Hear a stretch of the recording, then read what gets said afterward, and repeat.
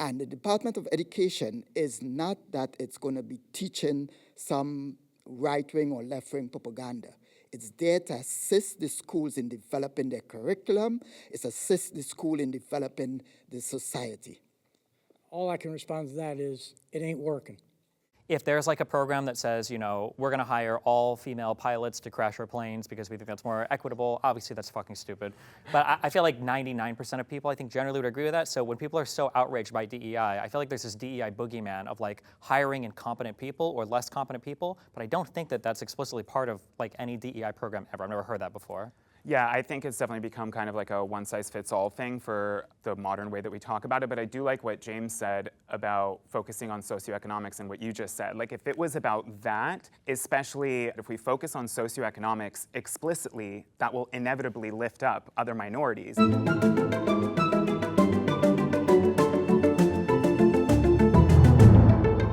As per Trump's stated intention, the Department of Education should be abolished. Move.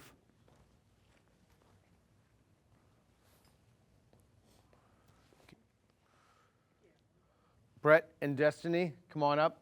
All right, you have 4 minutes to have a conversation.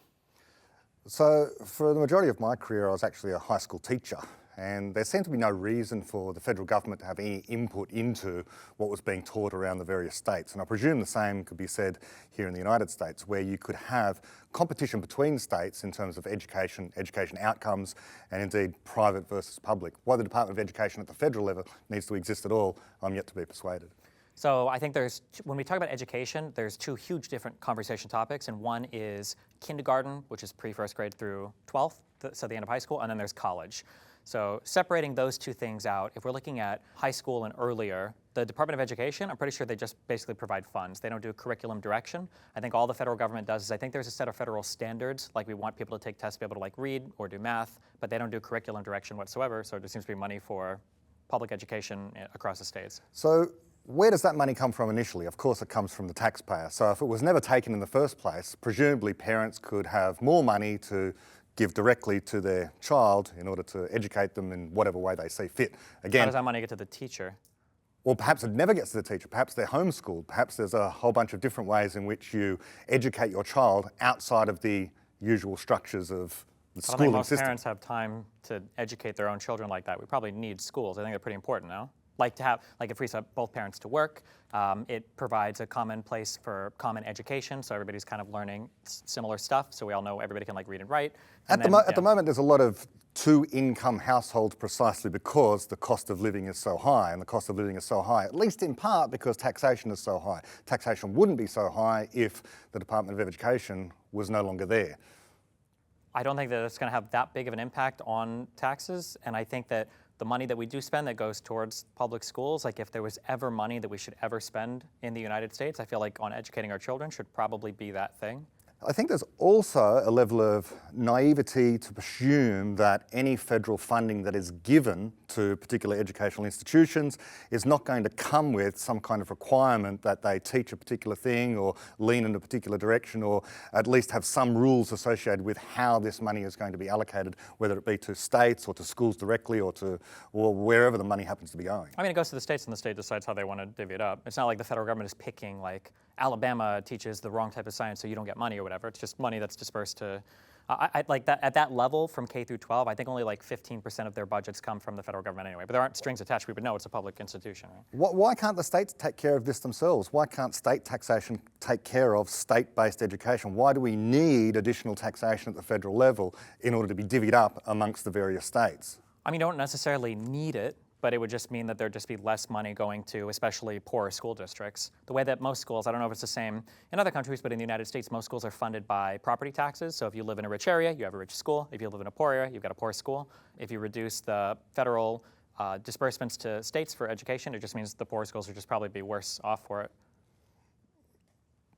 Yeah, I don't mind if schools actually don't have as much money as most people think they do, because having been a teacher myself, I can see the hazards with industrial scale education, whether it be in the public sector or the private sector.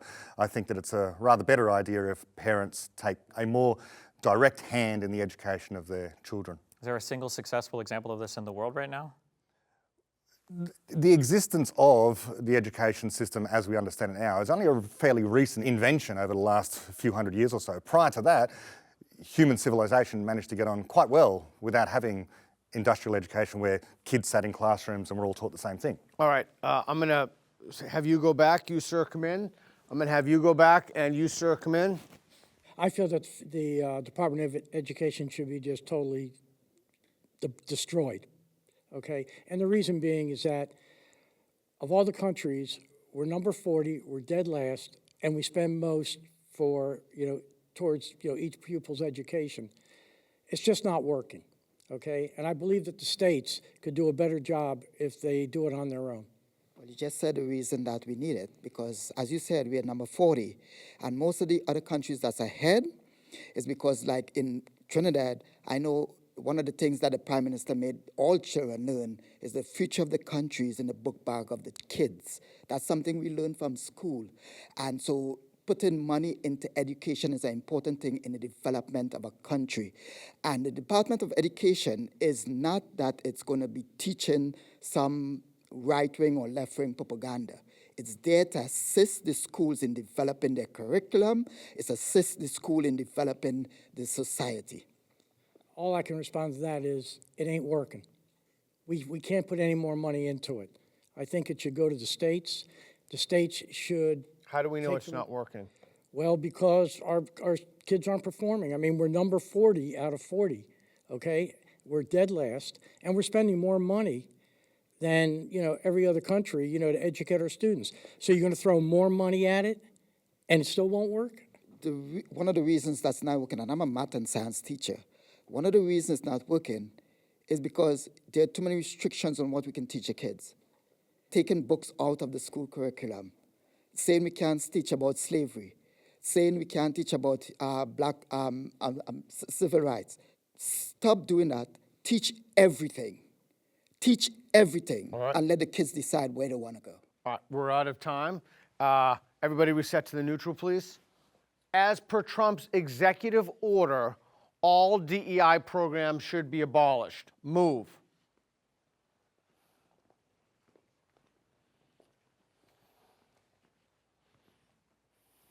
Why don't we have you, sir, come forward? Why don't we have you come forward? So first off, DEI. When we talk about what DEI is, it's already been found unconstitutional to have quotas for how many people that you put into college or that you hire, I guess. So that's not what I'm agreeing with when I say we should not totally get rid of DEI. That's why I'm not an absolutely disagree. But what I do think is that having programs like Latinos in finance or the GSA, I don't think that's terrible. I don't think that we should get rid of those programs simply because they're considered DEI. I think that DEI can do a lot of good, and it's been demonized by the media. Well, as I understand DEI, it means that you're hiring people because of their sex or because of their race, and that's, to me, I thought that was completely illegal. I was an employer for 35 years, and I only hired people that were the best people for the job, that made money for me, because that's how I kept other people employed and was able to keep the business going. I don't think the government should be any different than that. Nobody's discriminating against anybody. You're picking the best person, that's it. No, and I agree with that. I believe that we should have meritocracy in hiring, but I don't think that under DEI that's necessarily threatened.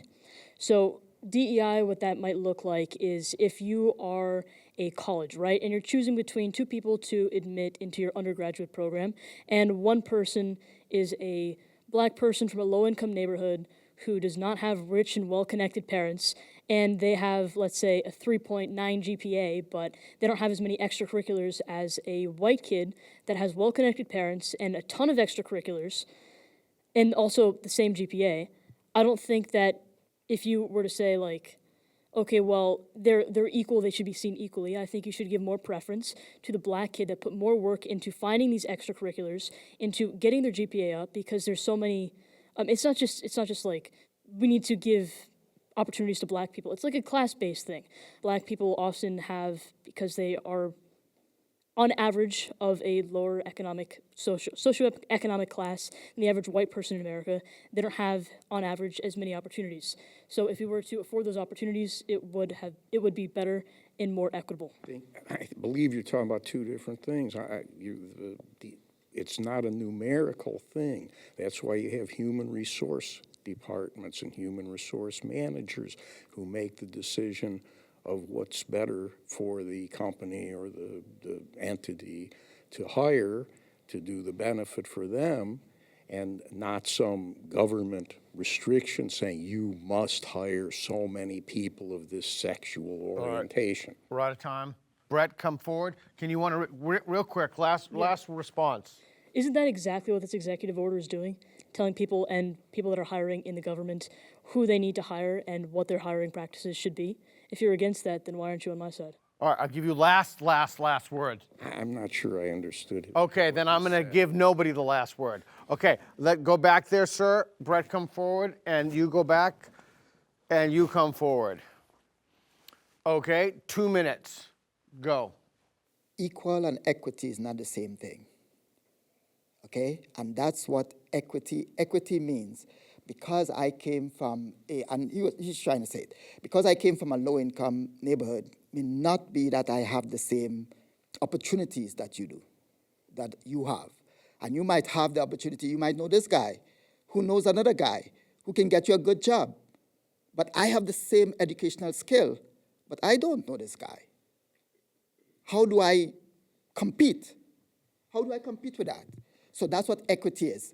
It's not equal, it's equity. Okay, let's give him a chance. Yeah, so I think we agree. We shouldn't, is your argument, be discriminating on the basis of any kind of characteristics. And so if someone has been hard done by at some point, it's kind of a form of discrimination. But that's not to say that the remedy is to increase the amount of discrimination against people who are perceived to have some kind of advantage. What is perceived to be an advantage at times often isn't. For example, skin colour is sometimes a proxy for an advantage, when of course we know it isn't. Now, when it comes to income or something like that, clearly it's going to be the case that universities, for example, will be taking that into account, and I think they already do. Whether or not the federal government needs to have DEI programs in order to remedy the great inequities throughout the nation is another thing. Well, okay, so, and that's why I'm not on the absolute disagree, because I don't think the government needs to mandate it, but I think it needs to be in every single company. Because, again, the opportunity that you may have, I may not have. And there are a lot of reasons, and I can go down a whole lot of, it will take an hour for me to go down just half of the reasons. And it all manifests from slavery to Jim Crow to what that we do not have the same opportunity as you. We're out of time, but I'm going to give you the last word. As the gentleman said earlier, if you're running a company, as much as I might have compassion for the various people that I'm employing, fundamentally the purpose of my existence and the reason why I'm running this company is to make money, not only for myself, but for my employees. And I'll make more money if I hire and promote on the basis of we have the same competence. education. We have the same education. Oh, then we'll have to decide, not based on skin color, not based on anything, but on... All right, I'm going to give you the last word. Yeah, but we have the same education. We have the same level. We did both make 13, 15 the SAT. But he knows somebody. Yeah. He knows the CEO. I don't, because I didn't have that opportunity to get into that neighborhood. Maybe you're a really nice guy and we'll promote you on the basis of that. So it might not come down to qualifications. That's what DEI is. Because I didn't have the opportunity to live in his neighborhood. We both have 1350 on the SAT. What do I do? What if you're a really nasty, mean person who doesn't work well with others, but he happens to work really well with others? Then we distinguish on that basis. But how do you know that? You've never met me. No, aren't we talking about I'm a human resources manager inside of a... How do you know that? You don't have the opportunity to meet me unless we have a DUI program that brings in different people so you can meet me. Okay. All right, I'm going to pause you. I'm going to send you back, sir, and then you come up. And Brett, go back, and David, go up. I feel like DEI conversations are boring because I never hear what the actual DEI is. I think that I I think there might actually be more agreement than disagreement on this topic if people just clarified, and the fact that nobody ever does clarify makes me suspicious of people's intentions. If DEI were to mean, for instance, the government does makes a math acceleration program for low socioeconomic status neighborhood, maybe even explicitly like Hispanic or Black neighborhoods, and like provides like tutors or something for that, I don't think there's any issue with that. If there's like a program that says, you know, we're going to hire all female pilots to crash our planes because we think that's more equitable, obviously that's fucking stupid. But I feel like 99% of people, I think, generally would agree with that. So when people are so outraged by DEI, I feel like there's this DEI boogeyman of like hiring incompetent people or less competent people. But I don't think that that's explicitly part of like any DEI program ever. I've never heard that before. Yeah, I think it's definitely become kind of like a one-size-fits-all thing for like the modern way that we talk about it. But I do like what James said about focusing on socioeconomics and what you just said. Like if it was about that, especially, I forget who this was, but they explained that if we focus on socioeconomics explicitly, that will inevitably lift up other minorities, because in that same token, you say they're more likely to be of a lower economic status. So I think it's just destructive, like societally, to make sure everyone is focusing on everything that makes them different.